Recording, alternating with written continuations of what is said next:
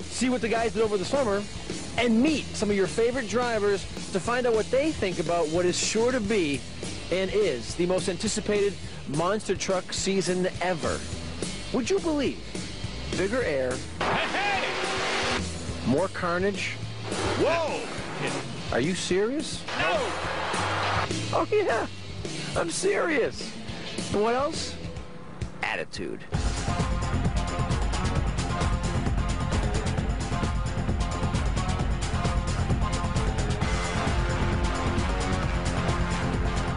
It's slamming Saturday nights on TNN. What do you expect? We're all cocked, locked, and ready to rock, and we can't get enough of this place. Woo. Brian seems happy. That's the main thing. I'm happy. I got two good drivers. So we'll go from here, use it as a learning block. I just can't wait to get back in the seat January 1st. The World Finals, that's always on my mind. Get enough points to the Winter Series to be one of the top trucks for that.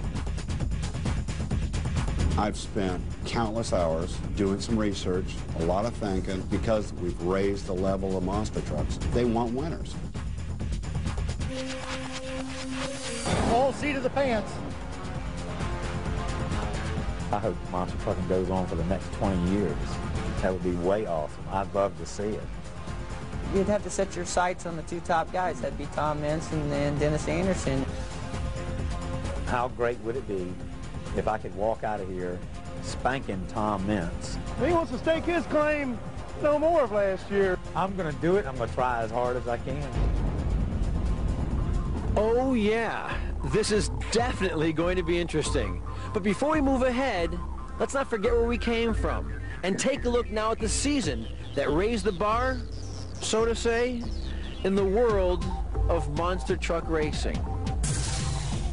2001 Houston, Texas, and a new twist for Monster Jam. We started with head-to-head qualifying runs. These guys have never faced each other side by side before. Yeah, it's qualifying. Nobody loses, but they both want to get across that line first. And don't tell me this is a cut qualifying. Unbelievable. Did you see Gravedigger never lifted off that throttle? Stayed in the gas the whole way. Chalk up one for Dennis, but the night wasn't over. Come out the Goldberg truck here on TNN. He and Dennis Anderson have never raced each other man to man. They're going to do it right now in the finals and the early season points lead on the line right here. We'll see. Both look smooth in the turn. Who is it? Oh, you can't tell right there. Oh, obviously the closest we've had is Gravedigger smashes into the school bus there. The crowd is on its feet. Once more, it was Dennis Anderson and the Gravedigger stating emphatically that he was still top dog. I got that checker flag back right now, and I tell you one thing. I feel like I've got a lot of confidence right now, and that's what it takes. It's some good wins at the beginning of the season. I think we're going to do real well. Freestyle was no less exciting, with truck after truck doing all they could to top expectations set at the 2000 World Finals in Las Vegas. Wait a minute, there it goes. It's time for a swim. It was obvious that this year was going to be different. All right, they're on their feet. You know what's coming up now. Great freestyle. Look at the air he got. He never touched that bus. Well, I love that shot right there from the digger cam. It catches all the action inside there. Defend that World Freestyle Championship. He's off to an excellent start here. But again, the question, can he top? Can he get close to the match? It earned him a 28, top score with one truck to go. That truck was Goldberg. And here comes the Cyclone. Nobody does this anywhere close. As you go inside. Tom charged out, pulling off amazing moves and taking ridiculous chances. Oh, that was incredible. And look at that. Just went through that. He's the world champ. Well, he thinks in freestyle he is. Oh, my. And oh, my. The flag and the truck go rolling over. What? Tom rolled it, and the judges rewarded him with a perfect 30 for his effort.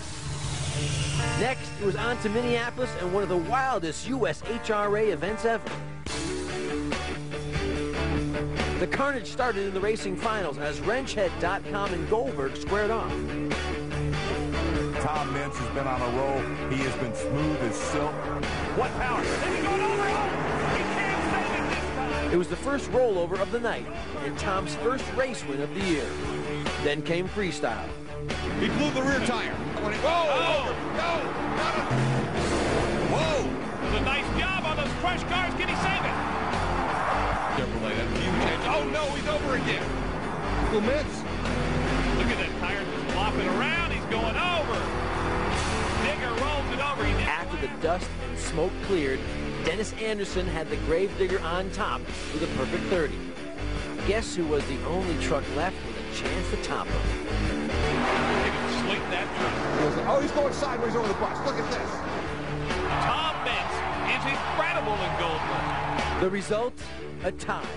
Dennis and Tom were setting the tone, and the fans loved it. In St. Louis, Tom began to establish a pattern, winning both the racing and the freestyle titles. He'd won the last 3 competitions, but a new foe was on the horizon. The built Ford Tough Blue Thunder truck debuted when the Monsters headed to Houston for the second time. And surprise, an old favorite was back behind the wheel. Lyle and his new Blue Thunder machine wasn't the only driver making news. It's a brand new truck. This will be the first race we've done on it. We have field tested the truck. But the new Gravedigger truck struggled in the qualifying, and that meant Dennis would have to face off against his arch rival in the first round. Knock that pole again. That's just a bad. Still problems with the rear steer. Round 2 saw the second upset of the night. McPherson powers through that turn. Goldberg! Oh, my, he has it. Tom Mintz was up on 2 wheels. It cost him. The finals matched up the Blue Thunder against Bounty Hunter. And a good job in the turn. There's a problem on Bounty Hunter. Blue Thunder is going to win it tonight. In freestyle, it was a 3-way battle royale. Man, some sick air. Over the trucks and a wheelie. Oh, the tire's off. Are you kidding me? Oh, my gosh. Oh, my. All earned perfect 30s. And the new foe had proved himself worthy. In Atlanta, a sold-out Georgia Dome witnessed the rivals battling it out yet again. Goldberg took the racing title, but after a wild night of freestyle... How about that air? Hey,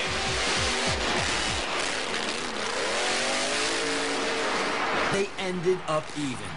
And for the first time, we saw the rivals as friends. Goldberg was dominating as Dennis struggled to dial in his new truck. Tom Mintz took the next 2 races and had perfect 30s in both freestyles. He looked unstoppable.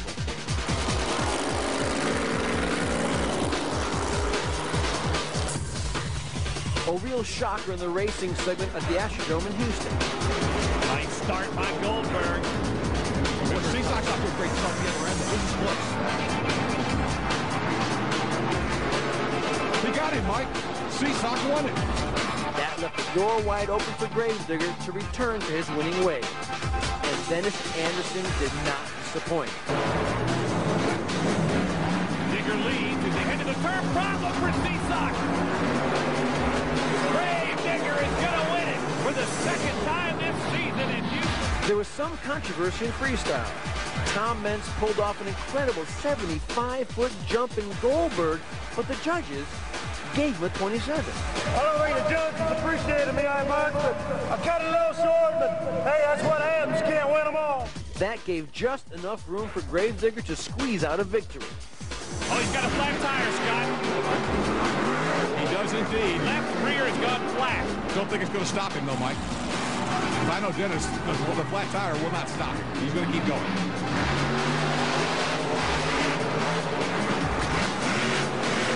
And I'll tell you, that's going to make it even that much more impressive for the judges.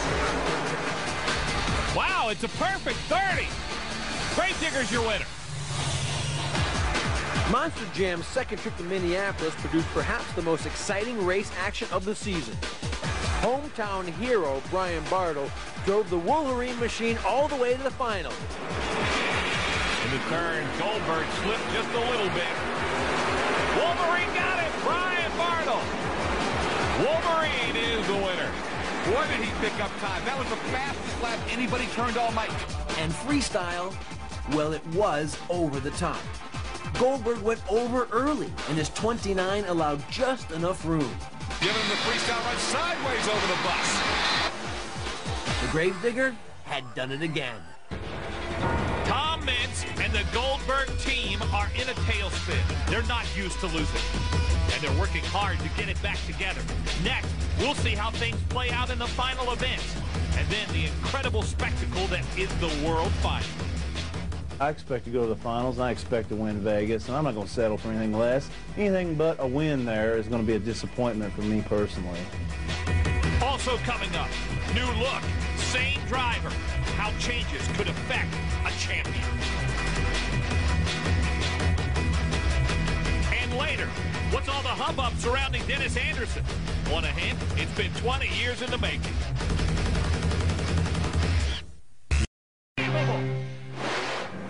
Now Alden Pugh is on the clock. Going to take those vans on right up. Oh, is that some sick air? Unbelievable! Have never seen a truck that high in the air, Mike. Never. All the hottest Monster Jam merchandise available to you online at ushra.com. Or come out to a live event and pick it up there. Don't miss the all-access pit parties where you can meet the drivers, get an autograph, walk the track, and see the trucks up close. It's the best value in motorsports entertainment today. Get all the live event and ticket information at ushra.com. While you're there, find out about the Monster Jam World Finals 3 from Las Vegas, March 23rd, live on pay-per-view. Welcome back to the Monster Jam season preview. So far, the 2001 season has provided some spectacular action and plenty of drama.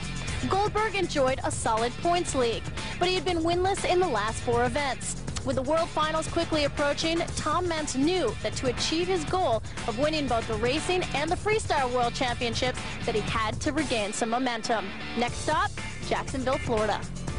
Alltel Stadium under the stars. Open air and hometown track for Scott Hartsock and the Gunslinger. You know, every man for himself, and I'm the top dog in Florida, but you can just ask him. The Gunslinger roared out, posting the quickest qualifying time and delighting the hometown fans. Hartsock kept the hammer down in round 1. Now he's on the throttle, and it's Scott Hartsock who wins in round 1. The second round played out the same. This time, the victim was Wrenchhead 2, and Scott was in the finals. Meanwhile, Goldberg seemed on a mission, putting out another Florida native, Jim Jack, in the Reptoid. Then he matched up with veteran Gary Porter in the brand new Raging Steel Machine. Once again, Tom Mintz going to be your winner. Gary Porter got a little tangled up there. He spoiled Porter's debut and moved on to face Gunslinger. It was one of the closest races of the year. And Tom Mintz and Goldberg, your winner here in Jacksonville tonight. And by a 1/10 of a second, Tom vaulted back to the win column. Freestyle was another story. 20 years ago, an American icon was born, and the entire legend of the Gravedigger Monster Trucks is captured here in Gravedigger 20. All new interviews and never-seen-before footage. Get your copy today at ushra.com. He found something that he could do that very few people dared to do, and that was his ability to freestyle a truck. Dennis made the business great. He made it what it is. He went out and he spent every penny he had and wrecked every truck he's ever had to make the sport what it is. I mean, he's the man of the hour as far as monster trucks. 20 years is a long time, and you know, he really needs to be congratulated on how long he's been out here. And he hasn't been out here just walking around. I mean, he's been out here running hard and putting on shows, you know. Watching him over the years teach you how to do a very good freestyle and teach you how to get the fans on the edge of their seat. There's nobody as loyal to his fans as Dennis Anderson is. It is his 20th anniversary. That don't mean it's going to be any gimmies out there. You know, just because you've been out there for 20 years don't mean everybody's going to bow down to you and let you go ahead and win. When you think monster trucks, one name comes to mind before any other: Gravedigger. He's been racing monster trucks and thrilling fans worldwide for the last 20 years. That's why they call him the icon. And there's a reason.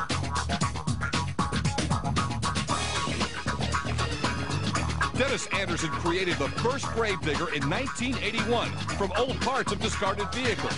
But the infamous gravedigger name was born from a challenge. One of my friends that I kind of grew up with through high school worked for his family on a farm. I always was scratching the junk together, trying to get me something going. And I told him one night in front of a bunch of our friends that worked with us on the farm, we were kind of mouthing off at each other. And I said, Gary, I said, I'll take this old junk and dig you a grave. And then all the guys used to call me Gravedigger from then on out. With those words, the legend of Gravedigger was born. A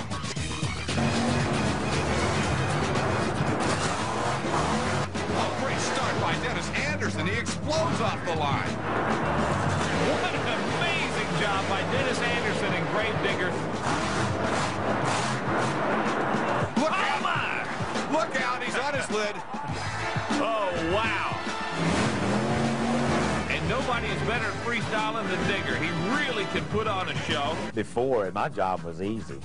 Freestyling, it was so easy. There was nobody that really freestyled like I freestyled. You know, it's like, and I'm not beating my chest bragging. It's like just for me watching these old videos and watching freestyle, I was like, man, no wonder they thought I was the freestyle king. Oh, my! Gravedigger! What a piece of driving.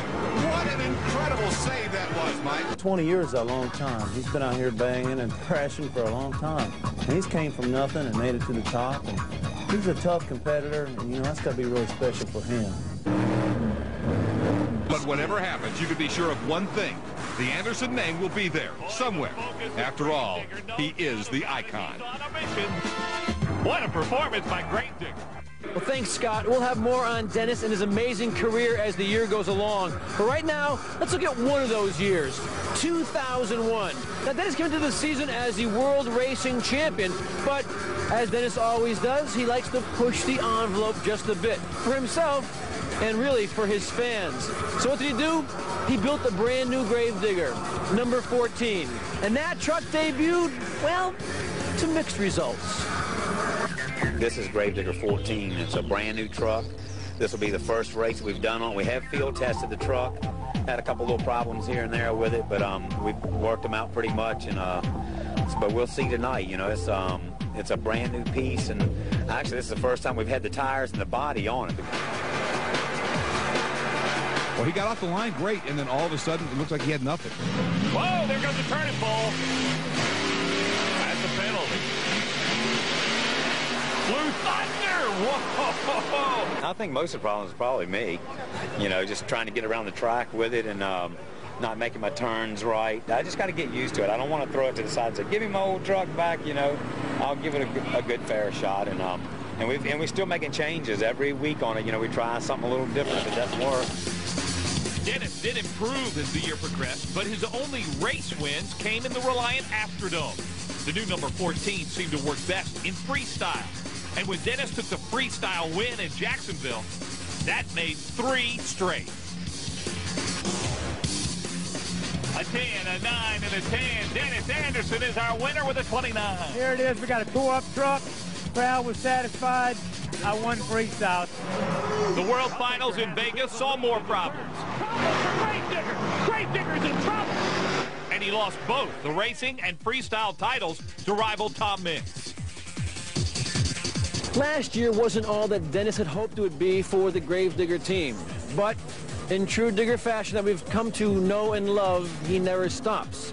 He never gives up. And this, his 20th season, can you believe it? He wants it to be one that, well, none of us ever forget. I've been here 20 years, but man, you know, how great would it be if I could walk out of here spanking Tom Mintz? Tom is taking fans, and some of the spectators are starting to look to the other way, which is natural. You can only be on top for a certain amount of time. He's just, I'm sick of him winning, just because, you know, my fans even tell me that. They're like, man, come on, get your mess together and get out there and spank that dude. I'm like, dude, we're working on it. This year, he's committed. He's been back out working out, exercising. He's actually canceled all of his airplane trips. He's actually going to drive the tractor trailer up and down the road. He's going to be involved with the truck, which he hasn't been in the last couple of years. Fly in, drive the truck, go home. Does a lot of charity work. He's actually put everything on a hold, and I applaud him because he's got a hunger. He'll come back with vengeance this year. When we come back, we'll make some predictions of our own, and we'll check out some other favorites who plan on making things difficult for the champ. If I'm ever going to win a championship, it's going to be this year. I'm going after it as hard as I can go. They know I'll be right there. They know they cannot cut me any slack because I'm going to be in front of them when the flag's down.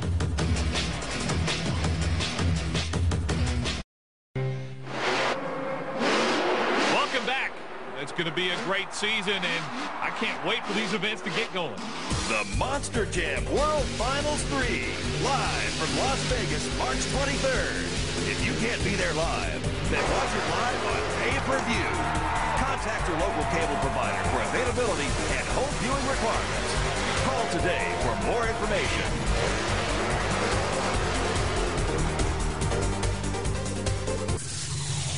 Well, we've looked at the top 2 contenders, but there are a lot of other guys out here trying to raise the bar themselves and make their own noise. Well, Lyle Hancock made it to the finals of racing in Vegas, Scott, last year. That Ford's going to be tough. Yeah, he was just a half a truck length away from the World Championship last year. Can he get back this year to the top? Well, that is Lyle Hancock's mission, and he says nothing's going to slow him down. I'm bubbly. I'm excited about it. I couldn't wait. We've been, watching the clock, watching the month go by and going, man, we can't wait to get to Minneapolis. There's a lot of good things about Minneapolis because of where we're at, because of the respect that we have earned here in the past. It's going to be a really good feel for the new equipment that we got underneath the truck. It's going to be enough time that come January 5th, when we really get cranking up every single weekend, one after another. Right now, I got a little bit of time to make some more adjustments, and then we're off and running. Ryan Bartle is starting year 2 in that Marvel Comics Wolverine machine. We saw some great runs out of him last year. He is the one driver who emerged as a major star in 2001. To take the next step, he needs to gain a world title. He wants it this year. He wants back in Vegas. Just finishing in the top 5, so I could get a seat in Vegas and go back out to Las Vegas for World Finals 3 and show them that they made a mistake last year by changing and moving stuff around, and my truck was a favorite to win, and I hope it'll win this year. Now, I think Scott Hartsock would admit he was a little disappointed with last season. No doubt about it, but you got to remember 2 years ago, he was the runner-up in the world. He wants to return to those heights. And he has his own unique outlook on what this season is all about. Here's Scott Hartsock. Well, it's nothing but a big ladder, you know, and everybody's on that ladder. Will that ladder hold all of us? No. You know, we're going to have the cream of the crop, and then we're just going to have the broth down there boiling. And we're going to be right there in the midst of it all. I'm not always going to be number 1. I'm not always going to be number 2, but we're going to be right there in the middle in that pot, you know, stirring it up the best I can. I think there's going to be a lot of drivers trying to stir the pot. We'll hear from more of them coming up next here on our Monster Jam preview, and we'll also look into our crystal ball. Welcome back to the Monster Jam 2002 season preview. Now, we're just about out of time. But first, let's take a look at the rest of the field and find out some of the things we can expect in the upcoming 2002 season. I'm ready to knock them guys down. Every one of them comes in here, you know, and they want to knock me off. I think that's great. You know what? That's just like another trophy to me. We're going to go out there, and we're going to take care of Tom the way he's supposed to be taken care of, you know. Just go get him every chance I get. You'd have to set your sights on the 2 top guys. That'd be Tom Menson and Dennis Anderson. I expect it to go even harder, bigger, faster, longer. Every one of those categories are going to improve. How great would it be if I could walk out of here spanking Tom Mintz? Here they're all walking in here saying, I want to beat Tom, I can beat Tom, I could beat Tom, you know. I'm cocked, locked, and ready to rock, but I can beat Tom. He's the same old trash can, he just got a new lid. Well, the World Finals, that's always on my mind. Get enough points to the Winter Series to be one of the top trucks for that. Don't worry about what it's going to cost or what's going to happen, just win. The bar, the level, has to raise. It's none other than your all-out racing. I'm here to stay, you know. I got a long way to go. I'm not ready to give nothing up yet. Well, the drivers certainly are excited about the upcoming season. Let's check in now with our experts and see what they think is in store for this coming year. Thank you, Dan. Okay, Scott, time to put it on the line and make some predictions. Let's start with our current champion and his new team. He'll not back off one iota. Tom Meents, Team Meents, as good as before. The definite favorite for the championship in both racing and freestyle. Now, who will Mentz's primary challenger be? I think it's got to be Gravedigger Dennis Anderson. If he's healthy, watch out. Remember, it's the 20th anniversary. He wants nothing more. The equipment is looking great. If he can keep it together all year, Anderson can knock Meents from the mountaintop, especially in freestyle. Who else is going to be tough?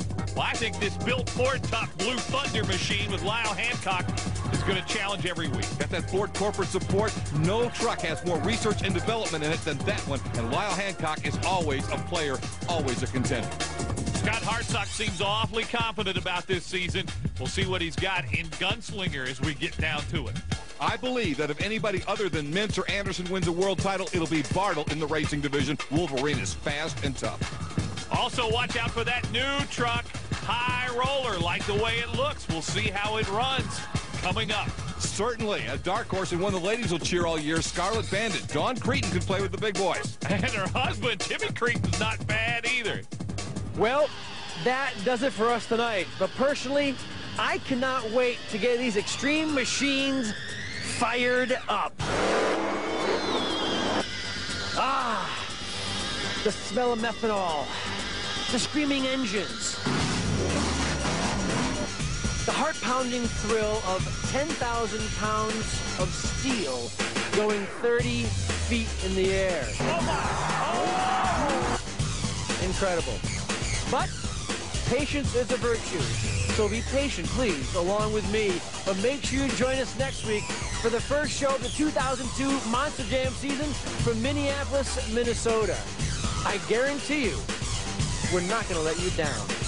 See you next week.